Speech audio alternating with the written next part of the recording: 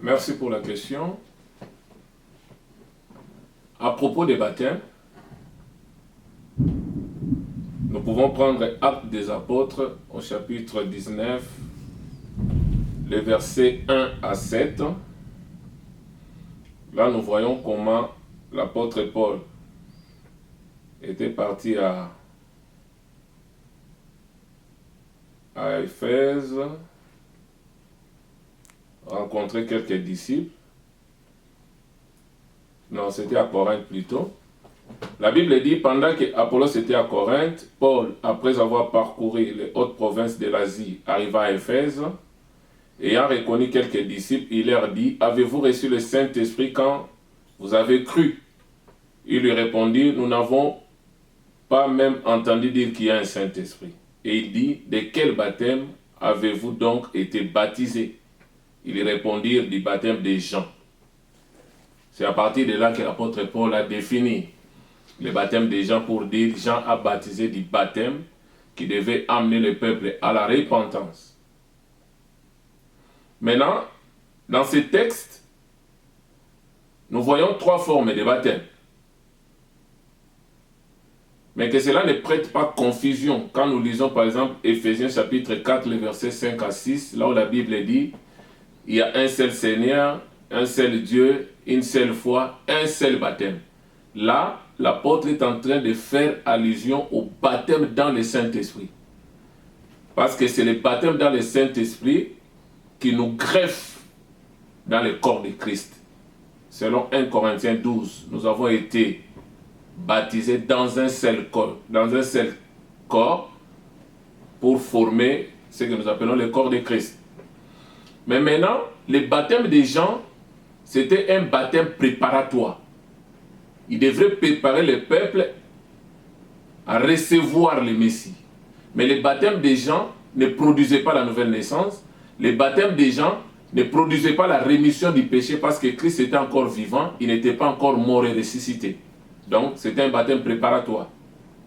Les gens qui recevaient ces baptêmes, c'était des pécheurs qui se repentaient, tout ça de leurs péchés.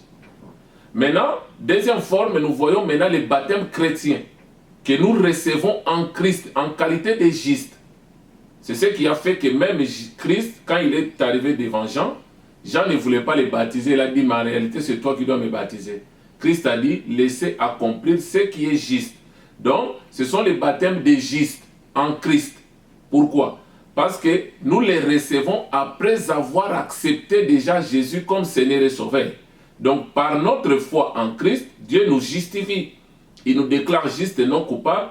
Maintenant, quand nous entrons dans l'eau, le baptême là dans l'eau, c'est un acte d'identification à la mort, à l'ensevelissement et à la résurrection de Christ.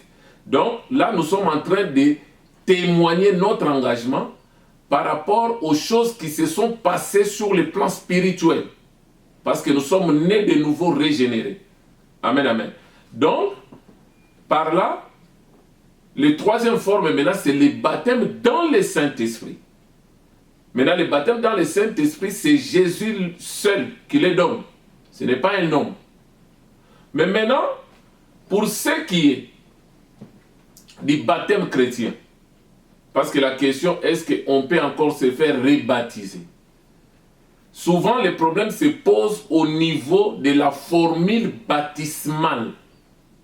Parce que quand vous prenez Matthieu chapitre 28 à partir du verset 19 à 20, la Bible dit « Allez, faites de toutes les nations mes disciples, les baptisant au nom, au singulier, du Père, du Fils et du Saint-Esprit. » Maintenant, quand les disciples, le jour de la Pentecôte, là nous sommes dans Acte 2, le verset 38, l'apôtre Pierre, il a dit quoi? « Repentez-vous, que chacun de vous soit baptisé au nom du Seigneur Jésus-Christ pour le pardon de vos péchés et vous recevrez le don du Saint-Esprit. » Donc, nous voyons que quelqu'un, il peut recevoir le baptême au nom du Père, du Fils et du Saint-Esprit. Moi, je connais, il y a même ceux qui étaient immergés 3 fois. C'est-à-dire, on te plonge dans l'eau au nom du Père, on te fait sortir, on te plonge au nom du Fils, on te fait ressortir, on te plonge au nom du Saint-Esprit.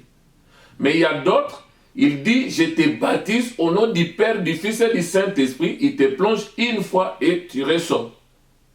Mais maintenant, si la personne, il trouve que les baptêmes qu'on lui avait administrés ne les convainc pas, parce qu'il vient par exemple de recevoir un vrai enseignement sur les baptêmes, et qu'il a compris que les baptêmes qu'il avait reçus avant n'étaient pas conformes à la parole de Dieu, il est normal qu'il demande de se refaire baptiser. Là, il s'agit bien des baptêmes d'eau, selon 1 Pierre 3, qui est un engagement d'une bonne conscience envers l'Éternel, l'expression de notre engagement et notre identification à la mort, à l'ensevelissement et à la résurrection de Christ. Donc, il peut demander qu'il soit rebaptisé si au fond de lui, il n'est pas convaincu du baptême qu'il avait reçu avant. Donc, il n'y a pas un péché dans ça. Et voilà, que Dieu vous bénisse.